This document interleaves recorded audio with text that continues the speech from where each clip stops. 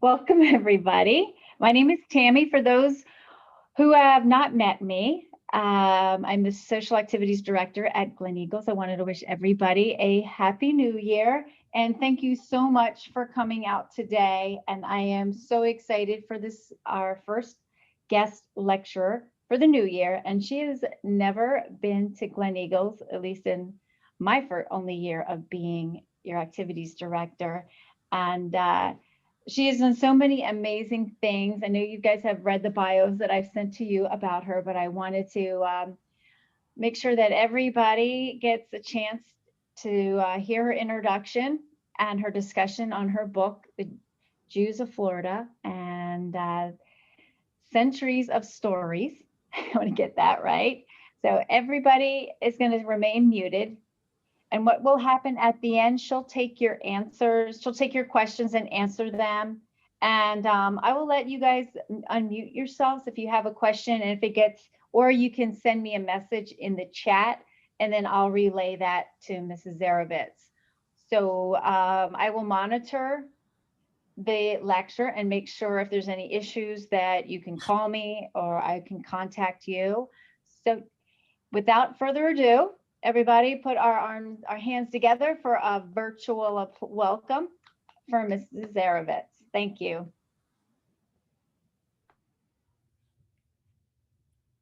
Okay, Mrs. Zerivitz, you're up.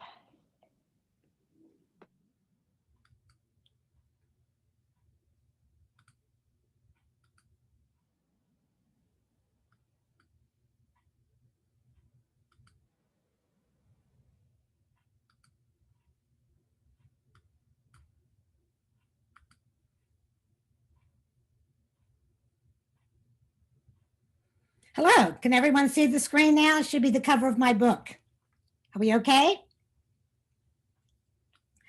Thank you, Tammy, for inviting me. I want to say hello to our entire Zoom audience. You've got your 40, so I know you're excited, and I'm thrilled to have everyone here on the Start the New Year.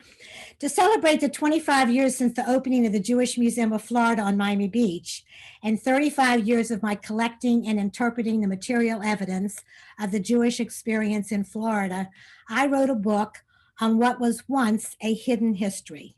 Why did I write this book? First, even though Florida is the nation's third largest Jewish community and probably the first place where Jews arrived in what became the United States, no one else had done the research, which was amazing to me. Second, to debunk myths, like the notion that the history started on Miami Beach post-World War II.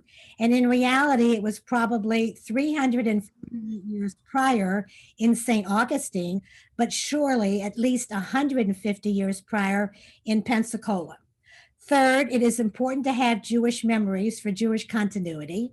And fourth, because it is timely.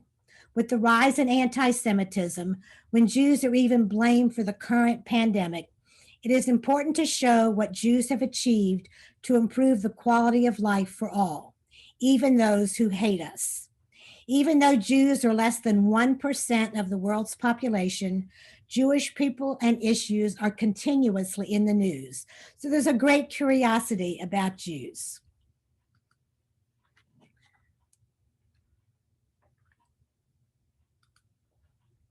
This is Florida Jewish History Month. I don't know if you all can see the logo that I have on my shirt, but in 2003, I worked with the legislature in Florida that passed the resolution actually unanimously, making every January a time to learn and celebrate the contributions of Jews to the development of the Sunshine State. The logo was designed by Romero Brito, who is a Brazilian artist who lives on Miami Beach and has a gallery on Lincoln Road. I also work with the school systems to develop and distribute a study guide for my book that is now available in all 67 counties for middle and high school students to learn this history.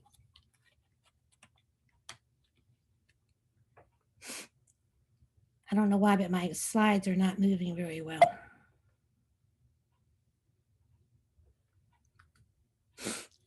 The word history contains the word story. Jews are storytellers. I am going to tell you a story about how this history was retrieved and what I found. Little had been revealed up until 1984 when I got involved in the Mosaic Project to research the Jewish history in Florida. From where I lived in Orlando, I spent the next 8 years from 1984 to 1992 on the road, traveling 250,000 miles from community to community across Florida to set up and manage task forces of volunteers to help with the grassroots research to collect oral histories, photographs, documents, and artifacts that told the story of Jewish life in Florida. Florida has more than 21 million people. That includes about 750,000 Jews, or about 3.4% of the population. Most people think that no one could be a Florida native or surely not have parents or grandparents born in Florida. Jews ask a lot of questions. For nearly 4 decades, I have asked a lot of questions. The answers and material evidence I assembled resulted in a huge story. I get asked all the time, how do you know what you know? I now know that history is people, people who effect change, who make the world a better place, people who inspire. Being a product of the 1940s, 1950s public schools, when I began the research in the 1980s, my inclination was first to go to the public library, but there were no books on the subject of Florida Jews.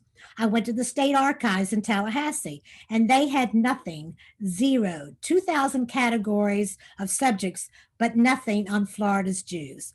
And this was before Google and Wikipedia, if you can imagine that. So the primary method was oral histories. Dr. Samuel Proctor was born in Jacksonville and taught Florida history at University of Florida for 50 years. He was the master of oral history, and he trained me how to talk to people, what questions to ask and how to ask, and most importantly, which was the hardest thing for me, how to listen, which I found was an art. During the oral history process, I asked for photos and artifacts that supported the stories I was hearing from people all over the state. I did my best to validate the stories and memories of the people interviewed and make connections of families throughout the state. That was so much fun. I would find someone in Micanopy, and then I realized that I had talked to someone in Fort Myers that had a similar story, and I was able to connect them. And all of a sudden, I was making family trees and developing relatives for these people that they did not know. An important part of the process was to create a database on a 512K Mac. For those of you that are computer illiterate, that's all we had in 1984 was a 512K. And that's circled because that was the primary focus that helped me do what I did and track what I was collecting. And it resulted in a collections archive that was the basis for creating the Jewish Museum of Florida in 1995. This database was good enough to get the museum accredited by the American Alliance of Museums and continues to be used and expanded. The collections were the source of 85% of the photos in my book. This is just one example. It is 1986, before cell phones, Google, and Wikipedia, and I am in Jacksonville interviewing Rosalie and Robert Lee Coleman about his grandfather, George Delinsky, who is shown in the photograph. In 1857, yes, you heard me right, 1857, George was the first boy born in a family that planted roots in the state and continued to live here as Jews since 1850. I asked Rosalie and Robert if they had any of George's personal possessions. Rosalie chimes in, I have his pocket watch with Hebrew numerals that he carried his entire life. It's in the safety deposit box at the bank, and no one in the family knows that I have it. Would you like to see it? I say absolutely. And at the bank, I ask if our Mosaic Jewish Life in Florida project could borrow it for display in the traveling exhibition that I was putting together. She says yes. And then in 1995, when I took the next step to create the Jewish Museum of Florida, I asked if she would donate it to the collections. She said yes. That is how the material evidence and collective historic memories of more than 250 years of Jewish life in Florida were retrieved, piece by piece. The family continues to live in Jacksonville and has 75 descendants in Florida into the 8th generation. The Delinsky family shows up in every part of my book because they were so involved in various aspects of the history. The research findings resulted in the Mosaic traveling exhibit that opened in Miami at the Historical Museum, which is now History Miami. It opened in 1990 and traveled to 13 cities over 4 years. In Palm Beach County, I brought it to the Flagler Museum in 1992. The success of this exhibit and the enthusiasm and press it generated throughout the state and nation, actually the world, was the impetus to create the Jewish Museum of Florida later. In 1992, I was designated the executive director in charge with finding a place for this museum. In 1995, Mosaic evolved into the Jewish Museum of Florida on South Beach, a permanent home for the collections and a place to present exhibitions and public programs to tell the stories of one ethnic group in a hugely diverse state. We were first in the building on your right. It was a 1936 historic synagogue, and then expanded into the original building of the same congregation. That building was built in 29. This was the first synagogue on Miami Beach, the first Jewish congregation on Miami Beach, because until until 1929, actually, Jews could not have any synagogues on the beach. They had to go over to the mainland. 2020 was the 25th anniversary of the museum. Now for just some sampling of my stories. From my work with Mosaic, I became a Florida history and news junkie and making the Jewish connections to those stories. This morning, like every morning, I read the Washington Post on my phone. Since 2013, Marty Barron has been executive editor, a position he formerly held at the Miami Herald. In 1954, he was born in Tampa, where he grew up. His parents had relocated from Israel and had every news resource available in their home to learn about their new country. Barron's role as editor of the Boston Globe was highlighted in the movie Spotlight, which I'm sure a lot of you saw a couple years ago. He led the 2003 investigation into a cover-up of sexual abuse by priests within the Boston Archdiocese. When I heard him speak in St. Petersburg, which is where I live now, I heard him in 2016, he said, and I quote, "We will publish what we think the public should know. We do our research and then tell the people what we found. Tell it straight. People are entitled to know the facts." This is his philosophy for the Washington Post, and this is my philosophy for my book, to present facts and not utter judgment. I also watched CNN News today. It's a big day in politics. 5-time Emmy Award winner Jeff Zucker was named chairman, Warner Media News and Sports, in March 2019. He was born and raised in Miami. His parents, Arlene and Matthew, still live there. In fact, I got this photo from his mother, which is how I got many of my photos. As president of CNN Worldwide since 2013, he oversees all of Warner Media's live programming, including all divisions of CNN Worldwide and Turner Sports. I checked on my family on Facebook. Isn't that how we track our children and grandchildren these days? Since 2008, Sheryl Sandberg has been number 2 at Facebook, the world's largest social network.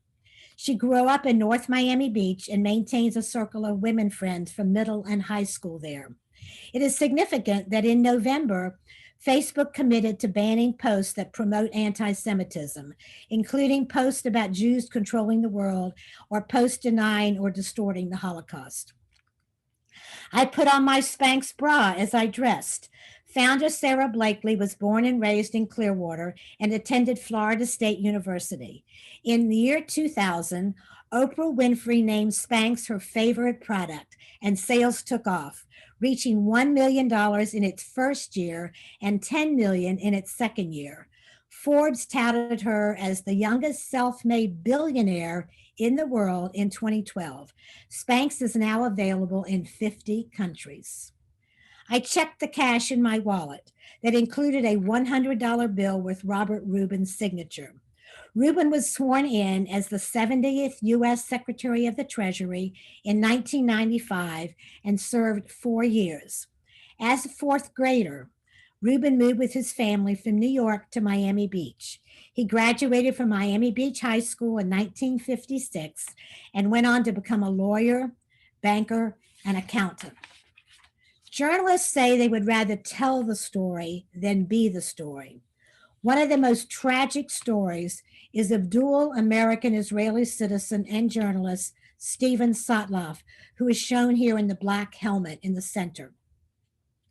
He was beheaded by ISIS on international television in September of 2014 in Syria. I'm sure a lot of you remember that.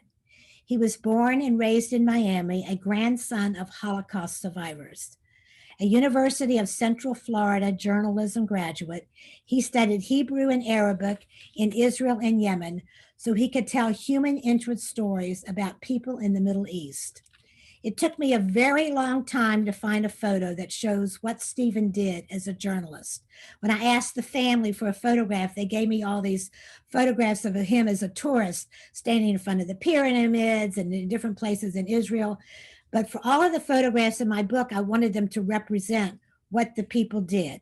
Note the paper and pen in his hands and the intensity on his face.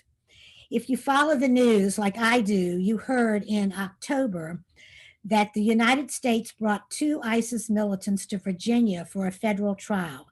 These 2 men were part of the group that kidnapped, tortured, and murdered Sotloff and 3 other Americans.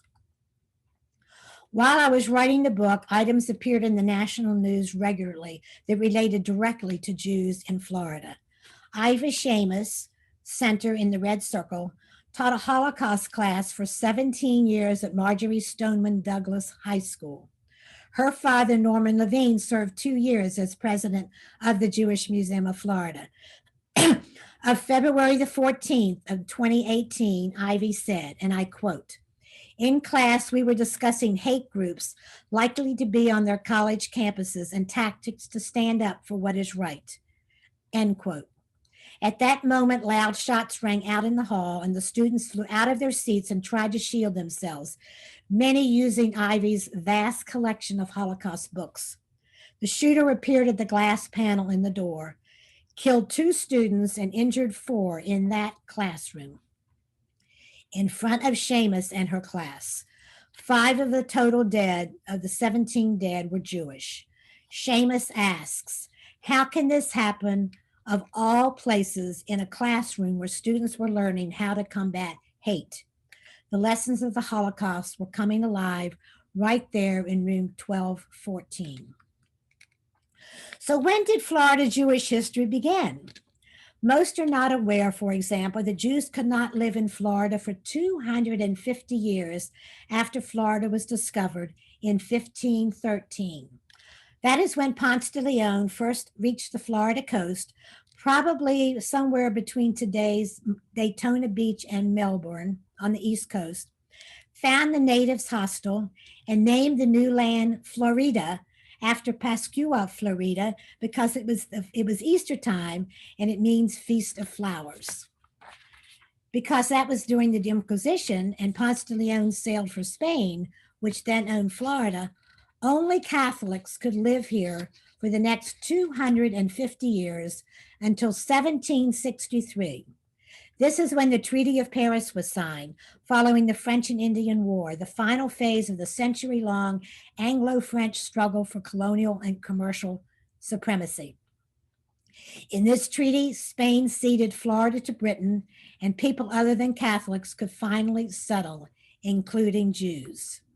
These 1765 Pensacola Council minutes reflect the names of the 3 Jews who arrived there in 1763, the first 3 Jews to settle in Florida.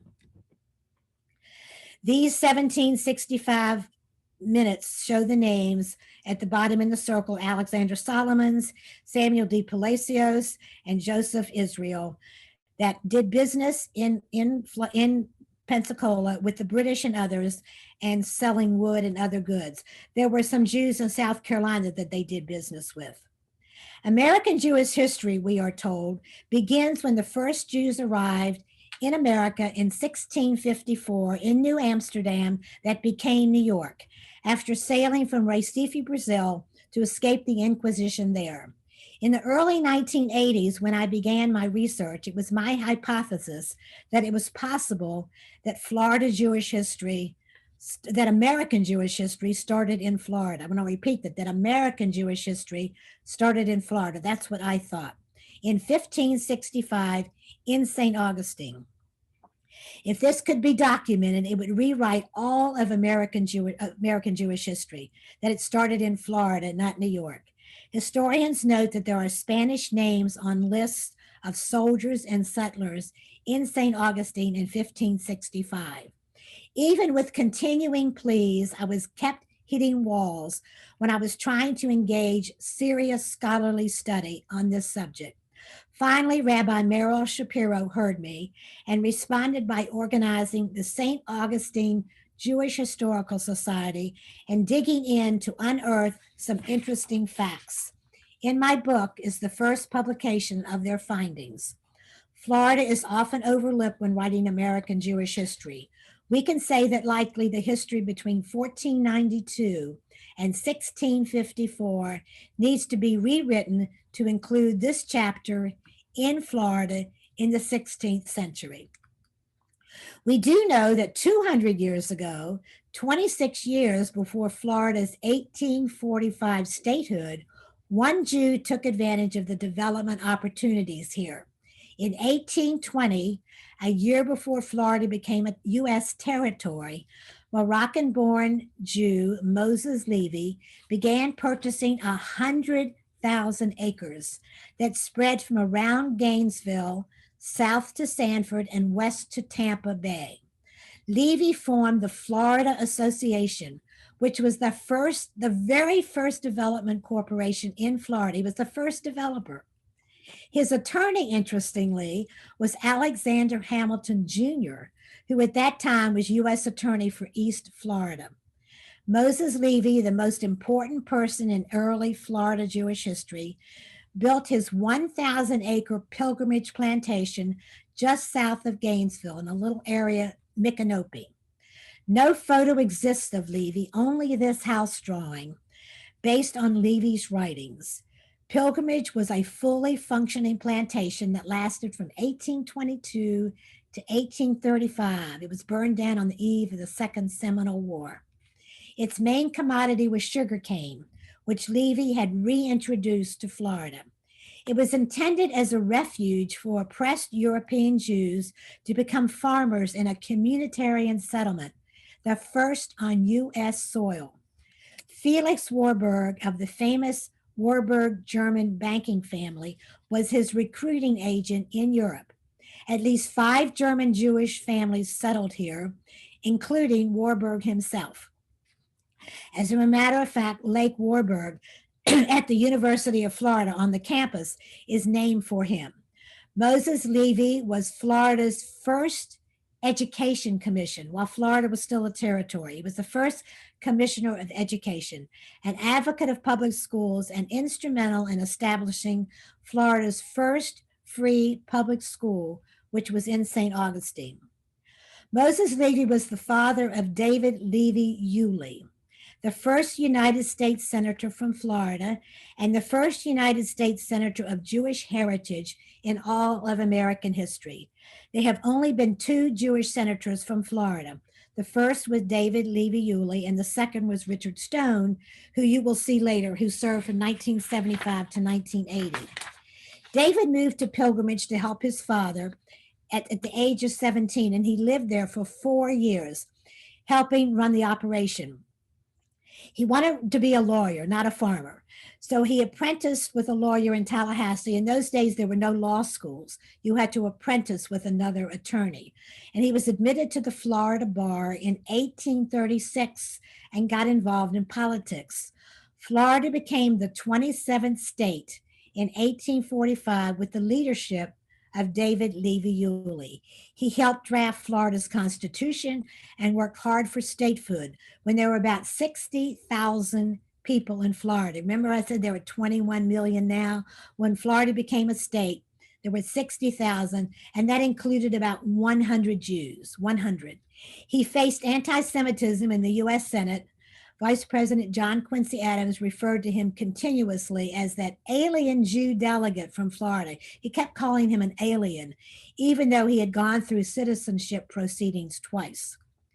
Yuli was the family's ancestral name in Morocco, a name he added to Levy when he went to Washington. David Levy Yuli was important both in politics and in the economy of Florida. In 1861, he formed the Florida Railroad Company, the first cross-state rail system that went from the East Coast, from Fernandina, across the state to Cedar Key on the West Coast. So goods for the first time that were arriving from Europe could be shipped across the state instead of going all the way down around the tip of Florida to Key West and up the West Coast, which was a very expensive, dangerous voyage. The railroad operated for 80 years. The town of Yulee near Jacksonville and the sugar mill at Homosassa are places in Florida named for him. In my book, you will find an interesting story about Confederate gold hidden at another of Yulee's plantation, Cottonwood, which is near Archer, and also a defense about his conversion. Some people say he converted. The evidence is that he died a Jew. There's been absolutely no evidence that he ever converted. During World War II, there was a U.S. Liberty ship named for him. Moses Levy's plantation was destroyed at the start of the Second Seminole War in 1835. And this is when I introduce another important person in early Florida Jewish history, Abraham Myers, for whom the city of Fort Myers is named, on the west coast of Florida. This Florida map tells a large story. It reflects the sequence of the earliest documentation of of Jewish life in communities around the state. I included photos of Jewish pioneers in each place. And if you look up to your top left, you'll see number 1, 1763 Pensacola, which I've also already told you about. Number 2, Micanopy in 1819. That's when Moses Levy built his plantation, and he was a founder of Micanopy.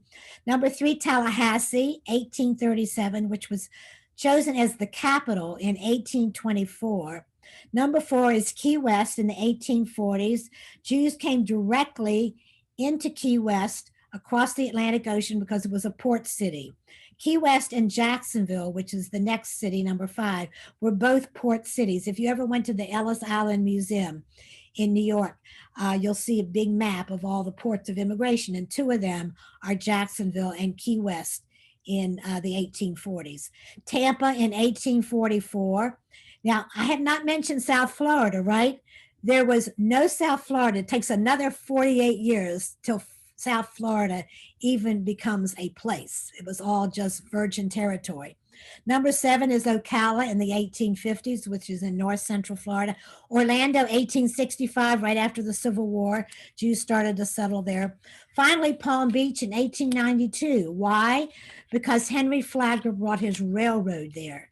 Henry Flagler started bringing his railroad down the East Coast from St. Augustine down to Palm Beach in 1892, and then to Miami later in that year in 1892. And that's what opened up South Florida. People could finally come and settle.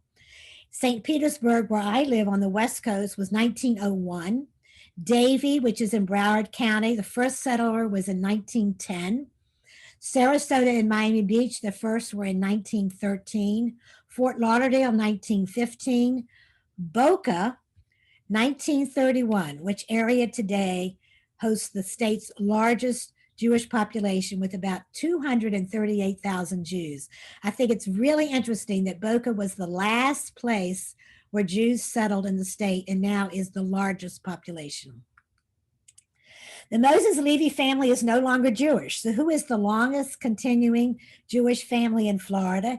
The answer, the family of Polish Jews, Abraham and Rosalie Delinsky, who came with their family in the 1840s, which connects back to the pocket watch I showed you and connects to all of the themes in my book. By 1850, their son Philip, who is shown here in the top left, was the first to arrive in Jacksonville. He brought the father. Unfortunately, the mother died in the voyage over from Europe to New York. So he brought the father and 8 brothers and sisters to Jacksonville. He married a Jewish woman, Ida Ehrlich. Their children were born in Jacksonville, and they're shown in the center here. And George is the one who had the pocket watch, this little guy here sitting on the chair. He's the one that owned the pocket watch. And his sister was named Regina. She was born 2 years later in 1859. In the 1880s, Philip's brother Morris, who's shown in the top right, was the mayor of Jacksonville and the first president of the second congregation in the state, which was Haveth Hesed, which was founded in 1882. He was the mayor of Jacksonville and the president of the first congregation there at the same time. In the lower right is their sister Helena. Remember, I said there were 8 brothers and sisters, well, 9, including Philip. There were 9 siblings. So one of the sisters was Helena. Helena married Robert Williams, a Jewish businessman and cotton plantation owner. He's shown in the front in this photo with the long coat. All of the family married Jews. They had 5 daughters, and I find it absolutely amazing in this time when there was so few Jews in Florida that they found Jewish spouses. It's a major statement of their adherence to tradition. This photo is from 1897 in front of their Tallahassee home. In the early days of my research, I found that Helena and Robert's first daughter, Rachel, was the first Jewish child born in that family. Remember, I said George with the pocket watch was the first boy. Well, the first child happened to be a girl, and she was born in 1856, I think. All of a sudden, yeah, 1856. I have to move over the slide. In Tallahassee.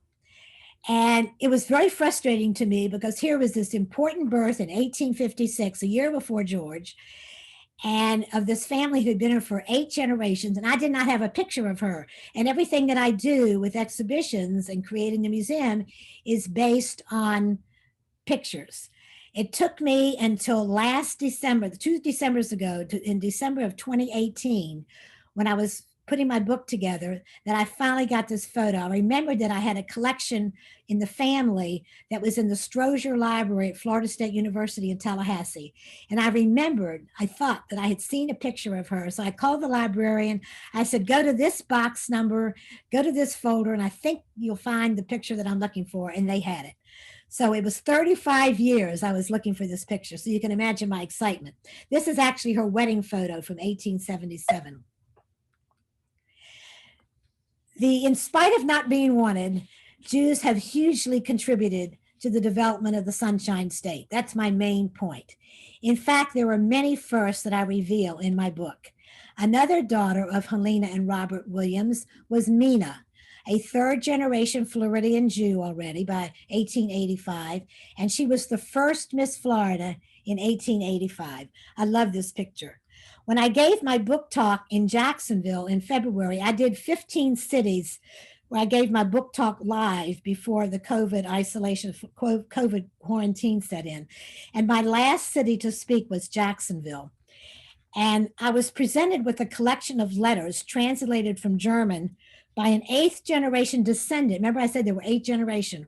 Well, the 8th generation was a young man who had been studying in England, and he was an expert in German. He was in school in England, and he brought me this letter that he had translated where it shows, first of all, let me back up. Mina married Julius Hirschberg of Jacksonville. And this is one of a series of letters sent from Germany to Mina Hirschberg in 1940. Now, this is really unusual because if you look up the top left, her name is circled in red. It's unusual that a letter in 1940 would be addressed to a woman, Mrs. Mina Williams. The W stands for William Hirschberg.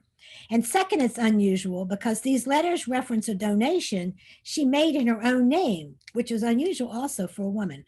The letters express that the most urgent need is the acceleration of immigration of Jews from Germany, and there are passage costs. They are thank yous for her $250 contribution and explain that 400 in US dollars are required to be paid to HIAS, which is the Hebrew Immigration Aid Society, to sponsor each person to immigrate from the German Reich's territory. They are an appeal for more funds for a couple that Mina wished to sponsor, and we have the German receipt for the funds that Mina sent. He brought me a whole folder of letters and documents, which I found just very exciting. So the point is, my research continues to go on because every time I speak, someone either tells me or shares something with me that I can add to the history. A major pioneer Jewish family, and in addition to the Zelenskys, that was in business as well as civic and religious life, because that was so unusual about these early families. They were active across the board in everything. And this is the Benjamin family. Born in Prussia, Simon Benjamin, shown in the inset here, immigrated to Florida in 1865. He came to Alachua County to establish a business in the village of Waldo. Simon stayed in Waldo for 3 years until he was run out of town by the Ku Klux Klan, the KKK. And he moved to Ocala, where he and other family members opened the first known ice making plant in Florida. That's what this picture is. And you see the ice stacked up there on the deck. Imagine this was a time when there were no refrigerators in which to store and preserve meats or electricity to operate them, even if they had existed. Many homes contained ice boxes, and the Benjamins delivered ice on wagons. In 1882, a brother Solomon was president of the board of Marion County Commission, and then Simon held that position in 1896. That same year, Simon was on the school board and started immunizations. He served as president of the United Hebrews of Ocala congregation. These are examples of pioneer Florida Jews who you meet in the book, who played business, civic, and religious roles all at the same time. Simon, shown in the red circle in the center, the same man, a little older, moved into Jacksonville in 1901 from Ocala. He began a cigar and tobacco business there and served as the president of the congregation there. That Morris Zelinsky was the first president. Remember, I mentioned it was founded in 1882. Now Simon Benjamin is the president. His son Roy Benjamin, who's shown on the top left, became a famous architect who was acclaimed for theaters. He designed more than 200 movie theaters all around Florida, one in nearly every Florida town, including in 1934 this Art Deco classic Colony Theater on Lincoln Road on Miami Beach. The stories go on, and they are so much fun. Meet Saul Snyder, cattleman in St. Augustine. In 1904, after serving in the Russian army, he left and was sent by the Jewish Agricultural Society to Fernandina Beach, which is on the northeast coast of Florida, just above Jacksonville. And then in 1908, he settled in St. Augustine. Why did he move to St. Augustine? Because he made the 10th man for a minion there. He first had a small grocery store, then he bought a cow and developed a cattle ranch, and eventually was a founder of the Florida Cattlemen's Association in the 1950s, when cattle was the state's largest industry. His cattle brand was the Mogen David, which in Hebrew means the shield of David and refers to the six-pointed star. His ranch was named Bar Mitzvah. Jews have in Florida from the beginning made a living in retail and wholesale goods, first as peddlers. Then the peddlers transitioned into mom and pop stores around 130 years ago. This is the Canner family from Hush, Romania. 8 siblings went to 8 different Florida towns in the 1880s so they would not compete with each other. This is the family in Orlando in 1905 and their store, typical of all the dry goods storage of the early Florida Jewish immigrants. I just love them because they're all very neatly stacked inventory, and the photographs are just great. The 5th generation from this family lives in Miami today. Then there were large department stores opened by Florida Jews. Samuel and Morris Cohen arrived from Ireland in 1867. to Jacksonville when Jacksonville was still under military occupation from the Civil War, which lasted till 1869, and established the Cohen Brothers store. They instituted fixed pricing rather than typical bargaining. And in 1912, they built this mammoth department store occupying a full city block.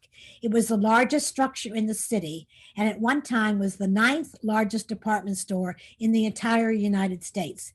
In business for 120 years, the building is now Jacksonville's City Hall. This is another of the large Florida department stores owned by Jews. Abe and Bennett Wolf Maas came from Germany in 1894.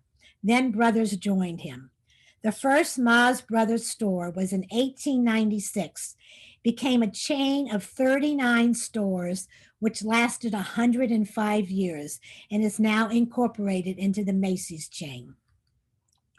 And then Florida Jews developed shopping centers like University Town Center in Sarasota, developed by Nathan Benderson, one of the nation's newest shopping malls, and recognized as one of the most ambitious retail projects of its kind in the entire United States. And Aventura Mall in Miami, owned by the Sofer family, Florida's largest mall and the nation's second largest, with more than 3 million square feet. And talk about largest, Auschwitz survivor Tibor Ted Hollow, shown in the inset, arrived in New York in 1945 with $18. You've heard these stories, $18 in his pocket. And in 2018, opened the tallest building in Florida, at 868 feet and 85 stories in downtown Miami, with a 2,000 car parking garage at a cost of $800 million. And he's building his second tower right now. And we think that's really big. And then consider New York's 28-acre, 25-plus billion-dollar Hudson Yards project, as the press calls it, a nation state for the 1%, brought to you by the most powerful city shaper in modern times. Stephen Ross graduated from Miami Beach High School in 1958, attended the University of Florida, and became the founding chair of the related companies. Ross is shown here standing on the highest outdoor observation deck in the Western Hemisphere at his Hudson Yards. Ross also owns the Dolphins football team, the first professional sports team in Florida. And like many of you, I follow all of Florida's sports teams, many owned by Jews. In Miami, there's also the Heat basketball, owned by Mickey Arison, and Marlins baseball, which Jeffrey Loria sold to Bruce Sherman of Naples, another Jew, in 2017. And Alan Cohen once owned the Panthers ice hockey team. Where I live in Tampa Bay, all three professional sports teams are owned by Jews. Football, the Bucks; baseball, the Rays; and the Lightning ice hockey. The Bucks have Tom Brady, which some of you may follow, and they're going to the playoffs. The Rays were in the World Series, and the Lightning won the National Hockey League's Stanley Cup. So this season, all of our teams have done really well. I want to emphasize that Jews have been notable in agriculture in Florida. When immigrants came from Europe in the 19th and 20th centuries, they mostly had come from places where Jews were not allowed to own land or be farmers. So working the land was an attractive way to be independent and to support their families. The earliest citrus king in Florida was Dr. Philip Phillips in the Orlando area. In 1897, he was the first known Jew to permanently settle there. By the early 1920s, he was the first he had developed. He was huge. He developed 5,000 acres stretching across 9 central Florida counties. This made Phillips the largest individual citrus grower in the entire world. He was responsible for several key innovations in the processing and packaging of orange juice. He sold to Minute Maid in 1954 and formed a foundation that supports many educational, and cultural facilities. The collage here represents some places in Orlando named to honor his generosity, including in the lower right, the new Orlando Performing Arts Center. He was inducted into the Florida Citrus Hall of Fame in 1986.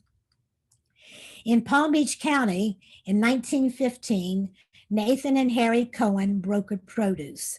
They opened the Cohen Brothers Tropical Fruit Shop near the Breakers Hotel in Palm Beach and then started a citrus grove.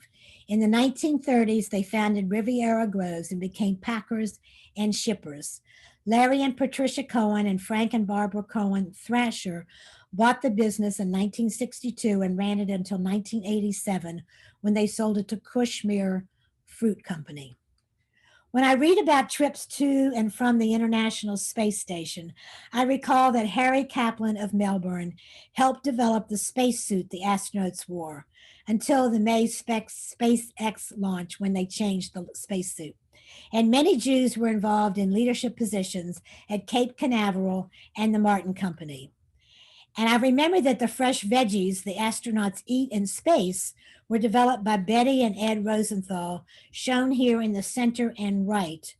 They're Jews from Sarasota and founders of Floricon Fertilizer Corporation that is located in Hardy County. Floricon was selected as a collaborator with NASA.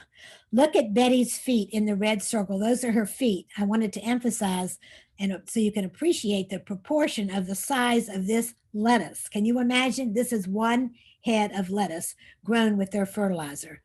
Using the controlled release fertilizer, this humongous red romaine lettuce was the first crop of lettuce grown in space in just 3 weeks from seed and consumed by the astronauts. You're going to learn a lot of diverse, interesting things in my book. Jews have been prominent in the area of construction. Just look at this view of Miami Beach hotels. The Eden Rock and Fontainebleau are in the foreground, and realize that those two and many others were built by Jews, including the architecture, construction, and preservation of Art Deco hotels. I am asked, why is there a picture of a cruise ship on my cover in the lower left? They are major economic drivers of our state, bringing in normal years, not COVID years, but in normal years, they bring in about $8 billion to the Florida economy. Florida is the nation's #1 cruise state, often referred to as the cruise capital of the world.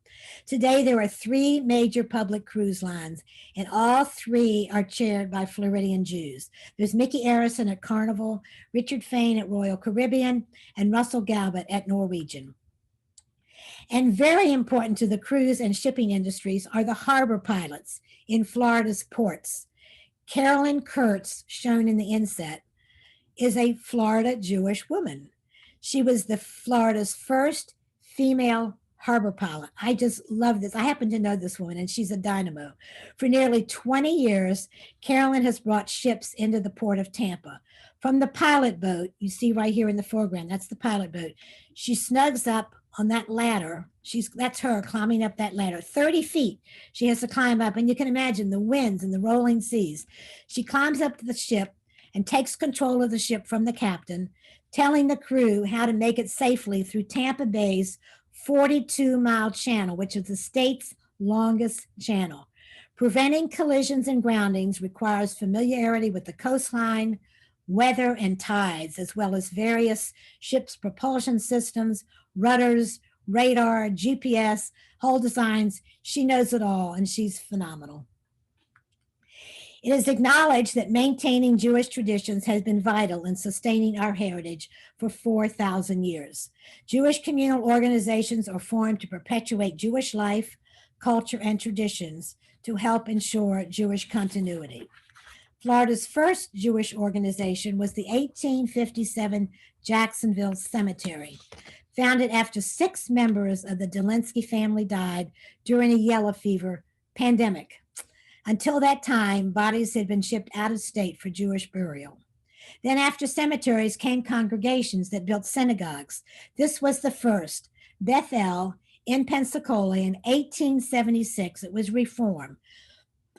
By 1900, there were 6 Jewish congregations in Florida, and they all remain in existence.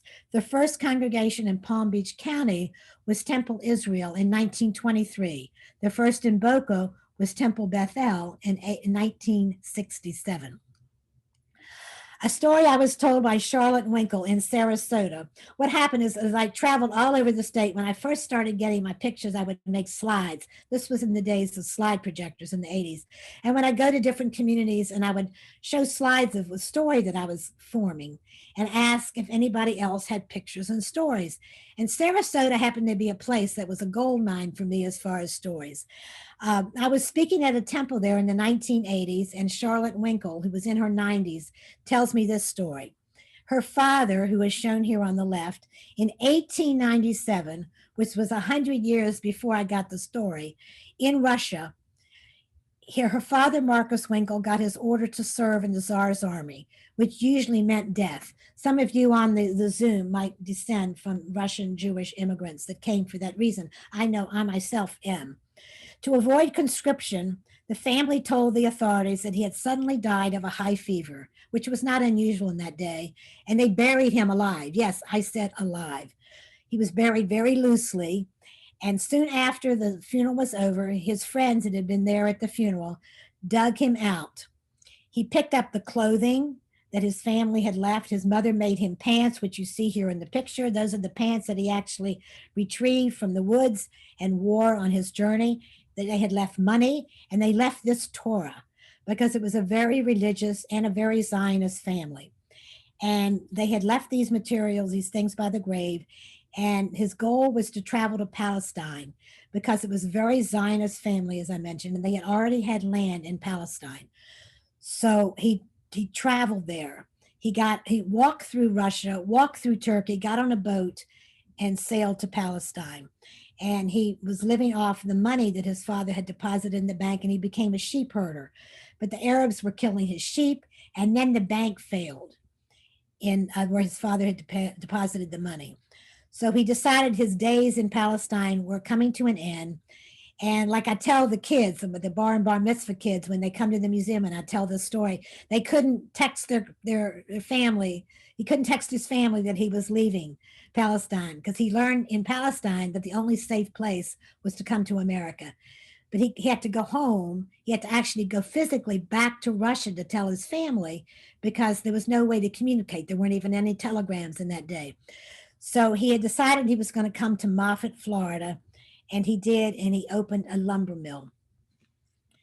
He was very lonely in his lumber mill. So on one of his buying trips to New York, he had a shidduch. A shidduch is a Jewish word, a Yiddish word for a match.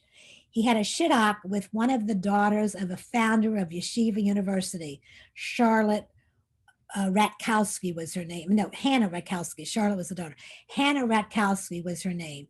A very Orthodox young woman, if you can imagine. A daughter of a founder of Yeshiva University. He brings her to this little place called Moffett. Moffett, I should have mentioned, is a little bit east of Sarasota. It's more to the center of the state. Tiny little place. So one day, and they had two children, Abe and Charlotte. Charlotte is the one that told me the story. She's now in her 90s. This picture is from 1904. So she tells me this story that Hannah, one day in the lumber yard, stepped on a rusty nail.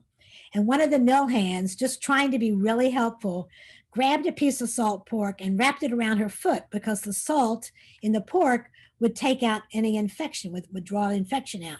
But she could not have pork touching her body at all.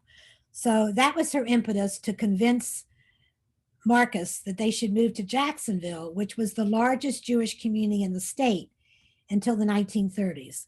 And this was in the early 1900s. So they moved to Jacksonville.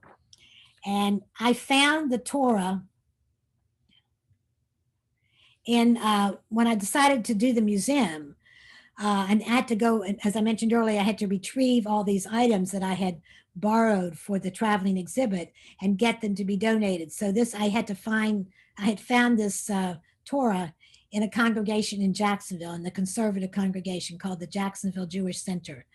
And so when we became a museum, I went back to the board and I asked if they would donate the Torah to the museum, which they did. And this is the way it's displayed at the museum with the wonderful Torah ark ornament, which is also in my book from Pensacola, which is above.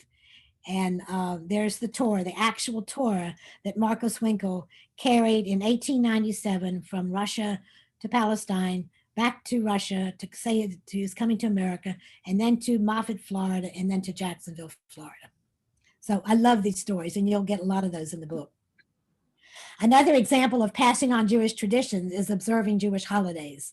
Beginning in 1880, Purim balls were held in the pioneer Jewish communities of Tallahassee, Pensacola, Key West, and Jacksonville.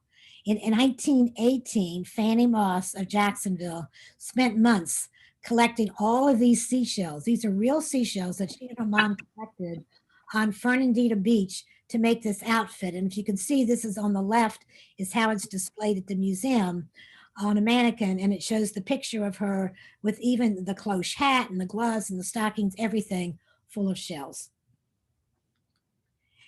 Each of the photos in my book begets another story and another photo. This is why you have to read the whole book. Take, for example, on the cover of my book is this picture on the top left of this couple at their wedding in 1920, and they're shown on an alligator, right, which is the state's reptile symbol. They were founders of Temple Israel, the first congregation that I mentioned in Palm Beach, where David owned a florist shop on Worth Avenue. Gertrude was the daughter of Rosa Benjamin and Jacob Katz, who had a large wedding in Micanopy in 1886. This article is the front page of the Micanopy Gazette in 1886. And you can see from the space devoted that it was a really important event in 1886. It was probably the first Jewish wedding there. And these are the wedding pictures of her parents from that wedding. Here is an earlier news article about a bris in Sanford in 1883, written also in the flowery Victorian style. That's what I love, that style of writing where it tells what all the gifts were, what everybody wore. It includes the fact that the rabbi was brought from Jacksonville by boat. This is 1907. Oh, this earlier one is 1880. This is on the left is 1883. And there were no roads. They had to come by boat from Key West up to Jacksonville. Same thing in the one on the right. The one on the right is 1907, which is the bris of Isidore and Ida Cohen's son, Eddie. The rabbi also came from Key West, also by boat. This was such a major event in Miami in 1907 that the courts were closed. The entire city shut down because a Jewish boy was having a bris. The father of the boy was Isidore Cohen, the first permanent Jewish settler in Miami when Miami was founded in 1896. Remember I mentioned that that Key West and Jacksonville were ports. Well, this was a Russian Jew who came from Russia to New York, and then he came down with Flagler's Railroad, came down to West Palm Beach in 1892 and started a store there. And then when the railroad was extended, he went to Miami, and there were Jews there before him, but they left. Some Jews came to communities, and Jews migrated all over the state according to the economic situation. When one community looked like it was going to fare better, they would move to that community. So Isidore Cohen is the first permanent settler of Miami. He came in 1896, and he stayed. And so I want to show you some other firsts. In Broward County, this is Lewis Brown. He was the first one to come to Broward County. It was in Davie. The first Jews in Palm Beach were in 1894, which was right after the Henry Flagler Railroad. And the Max Serkin family are the first known Jews to permanently settle there. I don't have a picture of them. Their daughter Jeanette was born in Palm Beach in 1896. But this is a picture of the Schuplers, who were the number 6 family in Palm Beach. And Marietta's brother Sam established a Jewish newspaper there in 1932, and that paper lasted for 43 years. Who were the first Jews on Miami Beach? When I started doing the research of Jews in Florida, most people thought the Jews first settled on Miami Beach.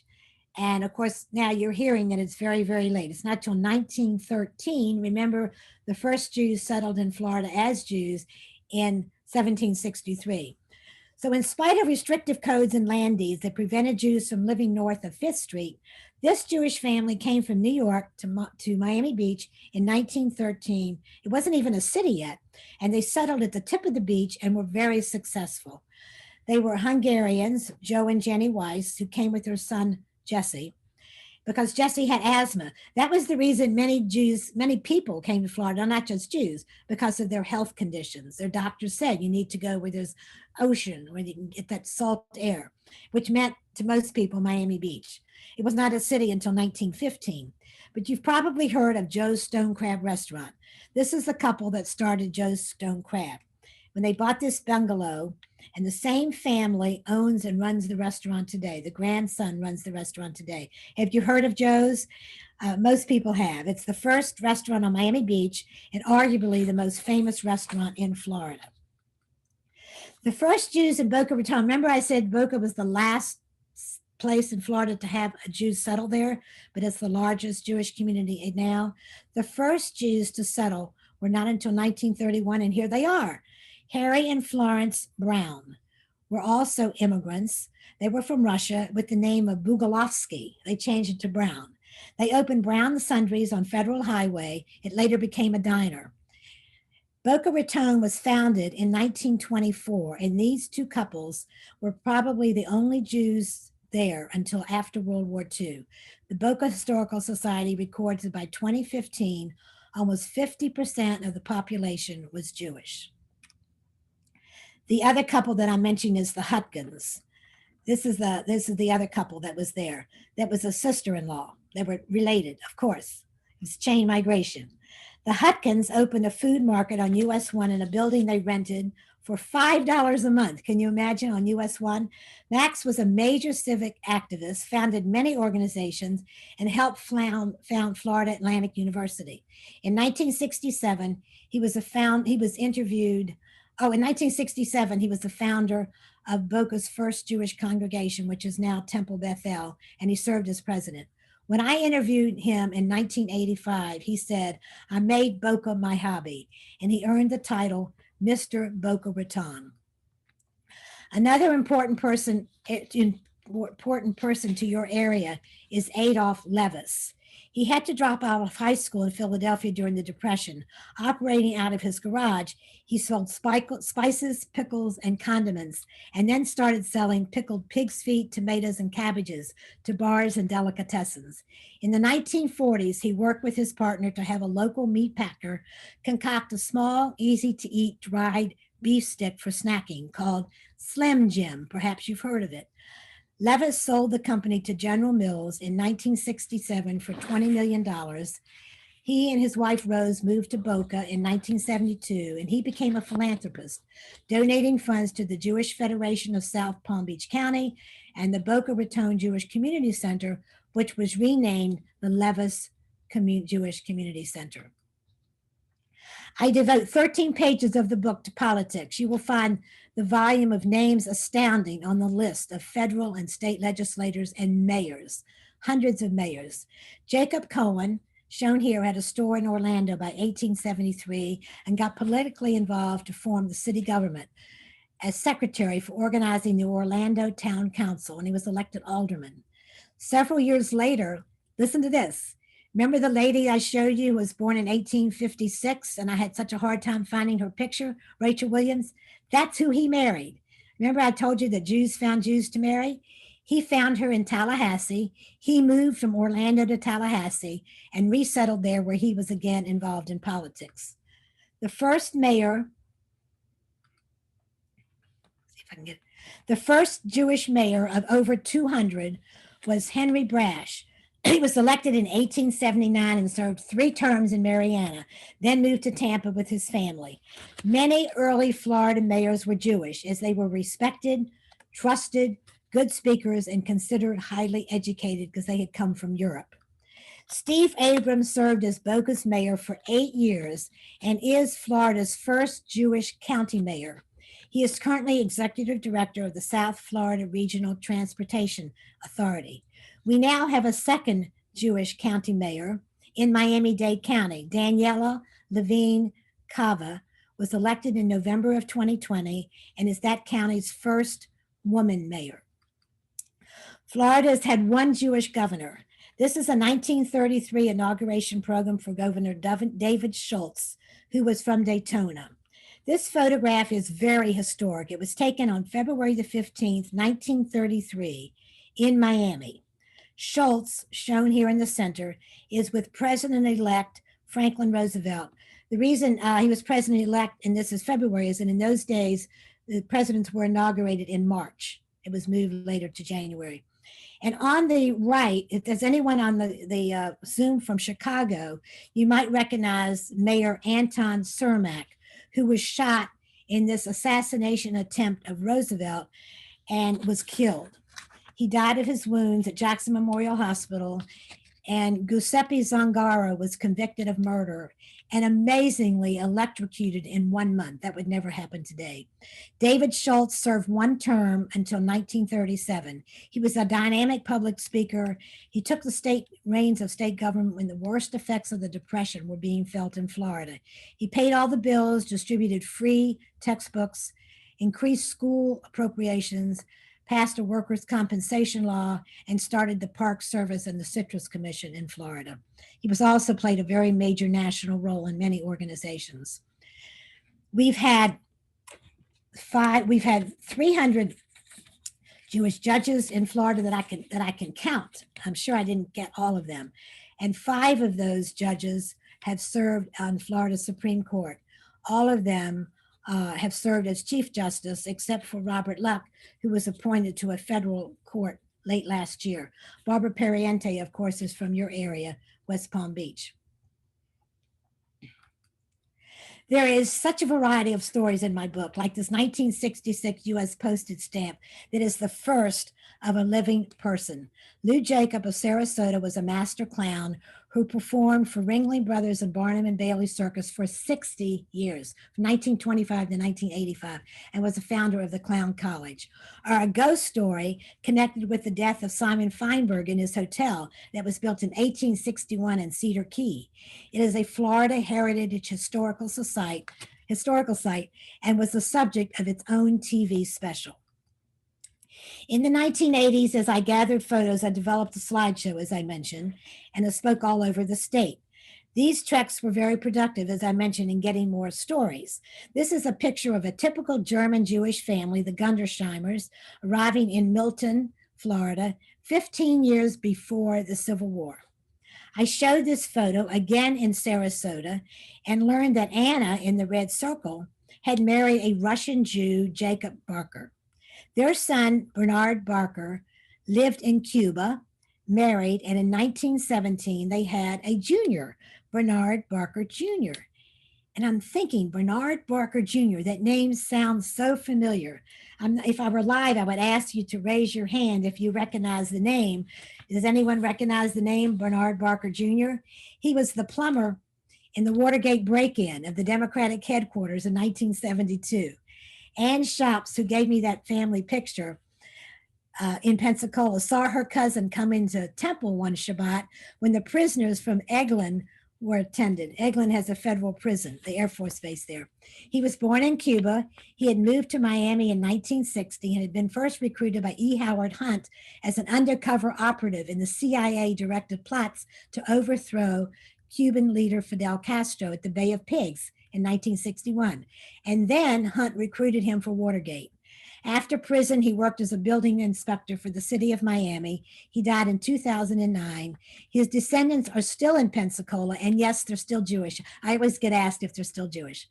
Some Florida Jews are famous, and some are infamous, like Meyer Lansky, whose career was crime, but the government could never convict him. He was a member of Beth Jacob Synagogue that is now the Jewish Museum of Florida. And there is a stained glass window dedicated to him there because he was a generous contributor. Here he was called chairman of the board. The chairman of the board is with his sons, Paul and Buddy, shown on Miami Beach in 1942. He had a home there since the 1930s when he began his gambling on Miami Beach. I wrote a lot about him in the book because there seems to be a fascination with mobsters. He died at Mount Sinai Hospital on Miami Beach in 1983 at the age of 81. Shown here is his window and tickets for services. Jews represent just 2% of the United States population, and yet They are victims of more than 60% of the religiously motivated hate crimes, the largest group by far. In my book, I used the word anti Semitism more than 50 times because that was the driving force that propelled Jews to move from place to place over history.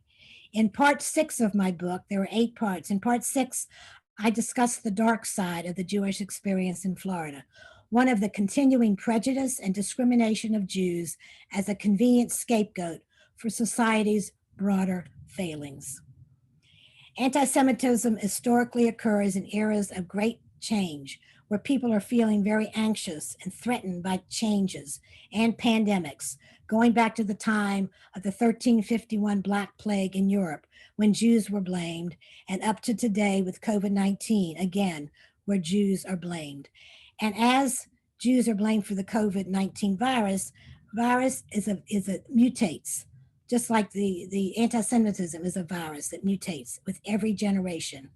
Often Jews escaping persecution in Europe faced anti-Semitism again when they settled in Florida, like this case of Samuel Fleischman, who was giving credit to freed slaves in 1869 and was murdered by the KKK because he respected Black people. 150 years later, today, Florida has the second largest number of hate groups in the nation. 67 hate groups are in Florida today. In fact, the world's first website devoted to the agenda of hatred in cyberspace was launched in 1995 in West Palm Beach. These kinds of discriminatory signs were seen all over Florida until a state law in 1949 made them illegal. My book is a vehicle for discussions. Young Jews who grow up in Florida and all those who choose to make Florida home have this knowledge of what Jews before them experienced and actions they took to improve the lives of Jews here today. Both of these images are from the 1930s. Jews organized, overcame the discrimination, and were successful in businesses, as you saw. Knowledge of the ginormous contributions in every area in the development and success of Florida strengthens Jewish identity and provides information and tools to combat the resurgence of anti-Semitism. My book is one tool to use against this hatred because it presents the evidence. I grew up in the age of Hitler and the Holocaust, when many Jews followed the Shah still, be quiet, philosophy of Hush. Don't brag or speak about what Jews have accomplished. They thought this would quell the hatred. Well, that did not work. Jews are still hated as we have been for 2,000 years. There is a parallel between the ancient forces of xenophobia that drove Jews out of 109 countries that prevented them from residing in Florida for 250 years after Florida became a state, and even after some Florida cities in modern history, and what is happening today. We know about the hotel restrictions on Miami Beach as portrayed in the 1947 movie Gentleman's Agreement. There were the same restrictions around the state. Hotel Relum opened for the Jews on Paso Grill Beach, which is part of St. Pete Beach where I live, was opened in 1940 as a response to the policy of all the hotels in the area that no Jews were allowed, or that no Jews were admitted. So there were no places for Jewish visitors to stay. So Harriet and Jacob Miller said the beaches need to be for everyone, and they used the name Relum, which is Miller spelled backwards, very clever, so they could get some land. The Blackstone Hotel on the bottom photos was on Miami Beach. In 1928, while on vacation on Miami Beach, Nathan Stone was unable to obtain a room because of anti-Semitic policies. Stone purchased land at Washington Avenue and 8th Street and built a hotel that welcomed Jews and Blacks. The building is there today. And if you remember, I mentioned Richard Stone earlier as the second Jewish senator from Florida. In 1977, when he was senator, he was the grandson of this man that built the Blackstone Hotel. He is shown here in 1977, presenting the Silver Star to Herman Edelstein, 60 years after Edelstein was denied the honor due to an anti-Semitic army commanding officer. Today, hate crimes continue, as I mentioned, at an alarming rate. And even though we are less than 1/4 of 1% of the global population, Jews have been awarded 22% of all Nobel Prizes. Many of you know that. And you know that in last year, we added 5 more. 2 of those Nobels have been awarded to Floridian Jews. Marshall Nierenberg on the left of Orlando and a 1948 graduate of the University of Florida received the 1968 Nobel Prize in Medicine or Physiology for interpretation of the genetic code and its function in protein synthesis. He died in January of 2010, and his wife donated his papers to the Jewish Museum of Florida. On the right, you recognize Isaac Bashevis Singer of Miami Beach, who received the 1978 Nobel Prize in Literature. I like to say we remain minute in number, but mighty in our contributions to humanity. Jews are like cut flowers. We die without roots. These stories are our collective historic memories, our roots.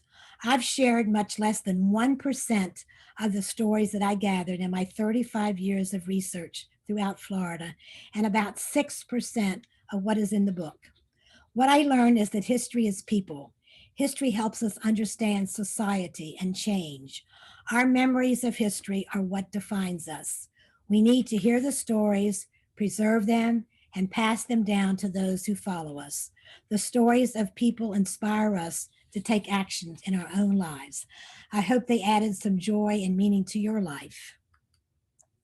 This book about Jews coming to America and Florida is a long time coming testament to the contributions of Florida Jews and crucial to understanding Florida, American, and American Jewish history. It is about our family. I use the word family more than 500 times in my book. When I was growing up and a story appeared on the news, the family would gather around and ask, is it good for the Jews? I think that these stories are good for the Jews. Yes, now you know that Florida's Jews have deep roots, and I hope this gives you a tremendous sense of pride. We look back to ensure our moving forward. At this point, in a live book talk, I go to the back of the room, and I sell books. If you're inclined to purchase the book, you can contact me on the email. And I think that you've got the Tammy has also got it up there on the screen. And like the show Hamilton ends with the line, America, you are an unfinished symphony. The story of the Florida Jewish experience continues. Thank you so much for sharing your time with me. Thank you. Thank you. That was amazing. Let me stop that. And everybody, if you want to unmute yourselves. Yeah. Oh, good. Everybody hung on. Yay. Now, this is the time. I know if anybody has any questions, and of course, I always start off with a question. So my first question is, I was doing a little bit of research while you were talking. So you mentioned that Boca Raton is one of the largest Jewish communities. Is it in the nation? Because I was researching that Miami was the third largest in 1990. So has Boca surpassed Miami? When I started my research in the 1980s, Miami-Dade County had the largest Jewish community in the state.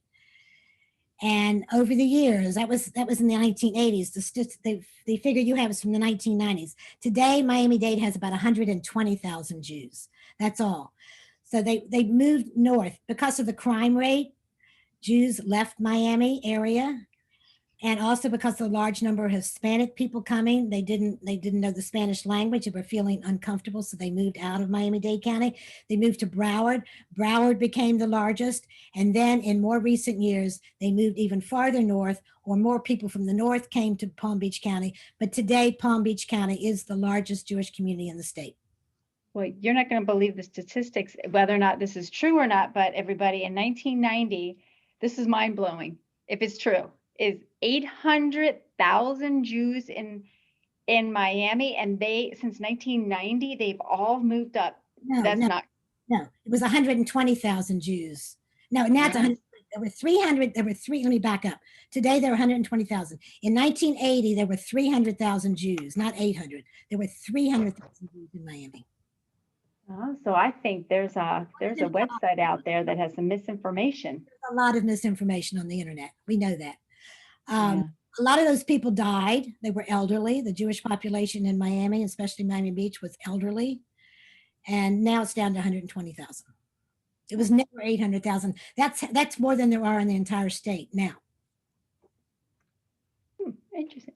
Anybody else? All right, I'm done with my question. If anybody needs to ask a question, just remember to touch your microphone, the red microphone. Mrs. Greenberger, I see your hand. Yeah, I know that there were a lot of Jewish pirates in the Caribbean. Did any of those people end up coming into, say, Key West or any of the Miami area? I know there's a book. In fact, I did an exhibit once on the Jewish pirates of the Caribbean. I'm not aware of any of them that came into Florida. No, the first 3 Jews that I mentioned that came into Pensacola did come from the Caribbean in 1763, but they were not pirates; they were businessmen. Thank you. Most of the Jews that came to Key West came directly from Europe. Is there anybody here that's online today? Have any descendants or relatives that originated and that were started in Miami? Well, I can't see anybody raising their hand because everybody is hiding their video. I wonder if there's anyone here that was born in Florida. Anybody on? Oh, it's tough, isn't it? It's hard to see because I only have 10% of everybody with their video on, but I'm still gathering stories. So if there's anyone on the Zoom that was born in Florida or their parents or grandparents were born in Florida, I want their pictures. I want their stories. That's sweet. All right. I have I'm sorry, I have a comment to make. The name Williams you mentioned, I had a very dear friend in Baltimore whose mother's parents came to St. Thomas from Europe. And when they arrived in St. Thomas, they were told by the boat captain, if you use your Jewish names, you'll be persecuted. Take my name. His name, the boat captain, was Williams. And that's how Williams came to this country. There are wonderful stories of how people got their names at Ellis Island and at other ports of immigration. There are great stories that Williams was the name that when he arrived in Tallahassee, he was a Williams. Thank you. Anybody else like to comment? Or has everybody had their dinner delivered and they're ready to eat? Anybody raise their hand, or Mrs. Vitiello? I just wanted to say this was very informative, very enjoyable, and thank you very much for bringing it to Gleneagles. Well, thank you, Cheryl. I appreciate that. You can tell Very I nice. do it. I mean, I just love the stories, and my passion is to let other people know the stories. It was very, very nice. Thank you. Thank you. Anybody else have a comment? All right, well, I'm going to stop the recording.